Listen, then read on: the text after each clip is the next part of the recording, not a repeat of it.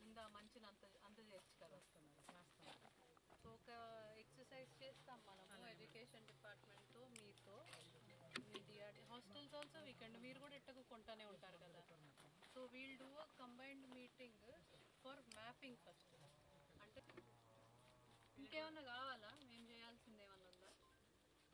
మార్కెటింగ్కి మీరు ఇస్తున్నారు డిఆర్, ఎక్కడ మీరు ఎక్కడ నుంచి వెళ్తారు? చెప్పాలంటే అవన్నీ చేయాలా అన్న ఫీలింగ్లో ఉన్నాను. ఇంతకుముందు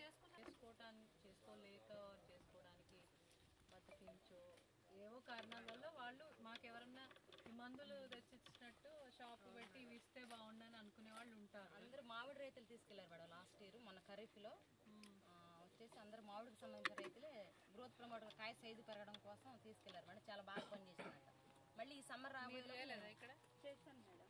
పనిచేసిందా? పనిచేసింది మేడం. కాయలో రాగానే రైతు ఇచ్చేసాను. మీకు 45,000. సో మీరు అది కాక ఇవన్నీ చూస్తున్నారు. అంతా కూడా లాకంటే ఏంటో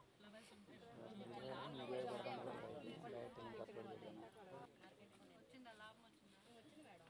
లీటర్కి వచ్చేసి మళ్ళీ అడిగిన వాళ్ళు ఉన్నారా? లేదు మేడం, 3 లీటర్లు మాత్రమే ఉంది. అంటే సో మళ్ళీ అడుగుతున్నారు.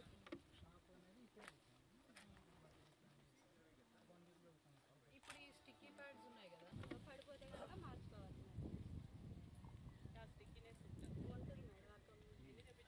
ఉందమ్మా. 70 కేజీలు. మీరు ఎన్ని ఎకరాలు వేసారు? ఎకరం మేడం. ఎకరానికి ఎంత వచ్చింది కంది? 70 కేజీలు కంది. కందిపప్పు 70 కేజీలు. ఎన్ని రోజులకు ఒకసారి వస్తారు పొలానికి? 4 రోజులకు ఒకసారి అలా చూడడానికి పొద్దున సాయంత్రం కానీ ఫీల్డ్ ఉన్నప్పుడు వెళ్తాం మేడం చూడడానికి.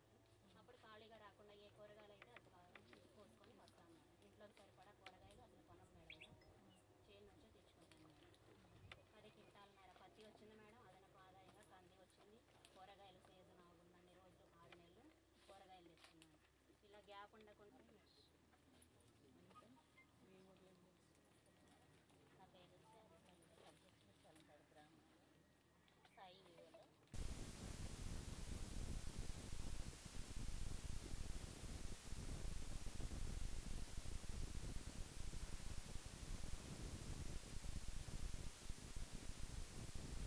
జీకొండూరు మండలం చౌటూరు గ్రామంకి వచ్చి ఇక్కడ జీరో బడ్జెట్ న్యాచురల్ ఫార్మింగ్కి సంబంధించిన వివిధ రకాల యాక్టివిటీస్ని చూడటం జరిగిందండి. మనకు తెలుసు అంతర్జాతీయంగా ఈ మధ్య మన రాష్ట్రానికి పేరు తెచ్చిన ఈ కమ్యూనిటీ లెడ్ ఇనిషియేటివ్ చాలా ప్రఖ్యాతిగాంచింది. ఇప్పుడు చాలామంది రైతులు ఇక్కడ, చాలామంది ఆడవాళ్ళ రైతులతో మాట్లాడడం, మిగిలిన రైతులతో కూడా మాట్లాడడం నమ్మి చేస్తున్న ఇనిషియేటివ్స్ అండి. అంటే అది పైనుంచి ఏదో పుష్ చేసి బలవంతం చేస్తుంది కాదు. వాళ్ళు అలవాటు పరుచుకొని మందులు కొట్టకుండా, రసాయన ఎరువులు, రసాయన మందులు కొట్టకుండా, కషాయాలతో, జీవామృతాలతో సొంతంగా వాళ్ళు తయారు చేసుకున్న న్యాచురల్ ఎలిమెంట్స్ కలిపిన కషాయాలతో వాళ్ళు గత 4-5 సంవత్సరాలుగా ఆ ప్రాక్టీసెస్ అలవర్చుకొని వాటిని పాటిస్తూ పూర్తి స్థాయిలో దానిలో లాభం చూసిన వాళ్ళు కాబట్టి వాళ్ళు అలవర్చుకున్న పద్ధతుల గురించి వాళ్ళు అంతే స్పిరిట్తో, అంతే ఎమోషన్తో వాళ్ళు చెప్పగలుగుతున్నారు.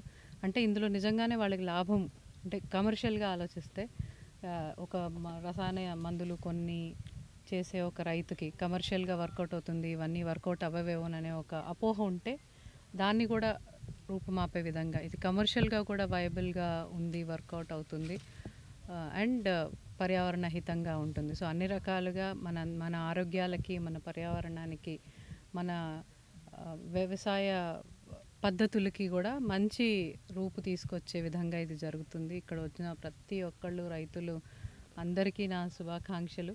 ఇవి తెలియజేసినందుకు నా ధన్యవాదాలు కూడా తెలియజేసుకుంటున్నాను. ఈ పద్ధతుల్ని ఇంకా పెంచాల్సిన అవసరం ఉంది, ఇంకా వ్యాప్తి చెందాల్సిన అవసరం ఉంది. వీటిల్లో నుంచి వచ్చిన కూరగాయలని వీలైతే మా అన్ని స్కూల్స్కి, హాస్టల్స్కి, అంగన్వాడీలకు కూడా పంపిణీ చేసే విధంగా అండ్ ఆ స్కూళ్ళు, హాస్టల్స్లోనే అసలు ఈ వ్యవసాయ పద్ధతుల్ని నేర్పించే విధంగా, ఆర్గానిక్ ఫార్మింగ్ చోటున్న దగ్గర పిల్లలకి కూడా మోటివేట్ చేసి నేర్పించే విధంగా అది జరిగేంత వరకు వీళ్ళ ఇంత మంచి ఆరోగ్యాన్ని ఇచ్చే కూరగాయలు అలాంటివే పిల్లలకి అందే విధంగా కూడా ప్రణాళిక చేస్తాము.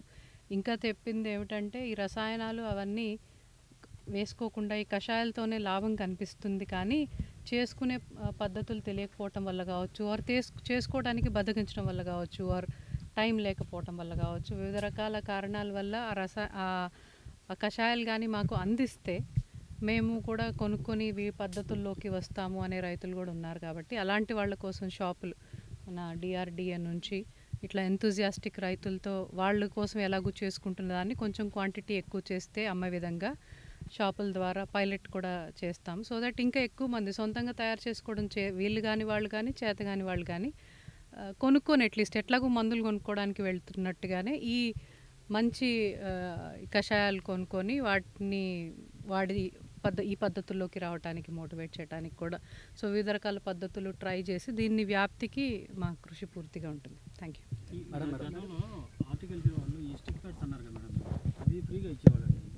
వీ విల్ కన్సిడర్ అదే, అందుకే ఎంత పడుతుంది రైతులే కొంటున్నారా లేదా అని. ఇప్పుడు మళ్ళీ వీటి మీద ఫోకస్ వచ్చింది కాబట్టి, హార్టికల్చర్ క్రాపింగ్ మీద కూడా ఫోకస్ వచ్చింది కాబట్టి ఇవి కూడా సబ్సిడైరీస్లో కానీ ఫ్రీగా ఇవ్వడానికి కానీ we'll again move the proposal. అవును అవును అవును. మరొకటి మార్కెట్ సమస్య, ఇక్కడ పండించిన రైతులు మార్కెట్ సమస్యని ఫేస్ చేస్తాను.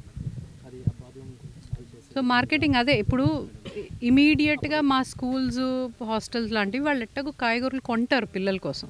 ఆ కొనేవేవో మంచివి కొంటూ అంటే ఇమీడియట్ మార్కెట్ మేమే ఉంటాం. అవి కాక ఓన్లీ గవర్నమెంట్ ఇన్స్టిట్యూషన్స్ కాక ఇంకా వేరే వేరే దగ్గరికి టౌన్స్లోకి తీసుకెళ్ళటానికి వాళ్ళకి కావాల్సిన సదుపాయం మేమే సెంట్రల్లీ ఆర్గనైజ్ చేయడానికి ఇంకా మార్కెటింగ్ పెంచడానికి. బికాజ్ ఇవి ఎక్కువ కాలం నిల్వ ఉండేవి కూడా కాదు కూరగాయలు లాంటివి అయితే.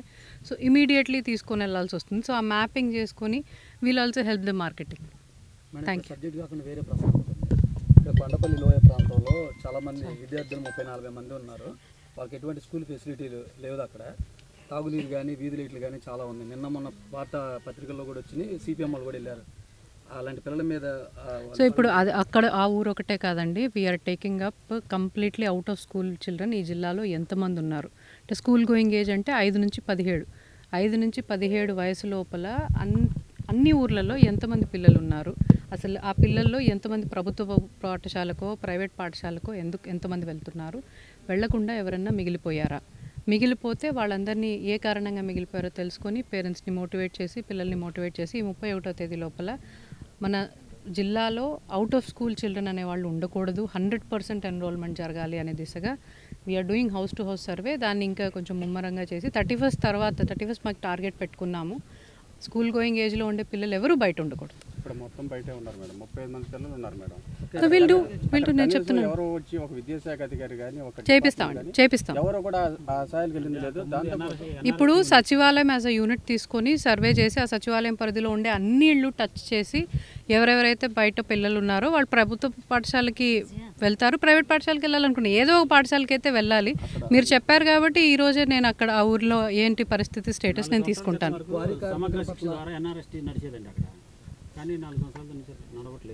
Will find out. ఇప్పుడు విద్యా వాలంటీర్లు కూడా ఎంకరేజ్ చేయమని చెప్పారు గౌరవ ముఖ్యమంత్రి గారు. సో అవసరం అయితే విద్యా వాలంటీర్లు పెట్టైనా కానీ ఏ పిల్లలకి చదువు అనేది దూరం అవ్వకుండా చేస్తాం. అంటే ఆ క్వారీ ప్రాంతంలో మరొకటి మేడం, మొన్న కార్మికులు చనిపోయారు కదా దొనబండ క్వారీలో, వాళ్ళకి మట్టికి నష్టపరిహారం అది అందలేదు.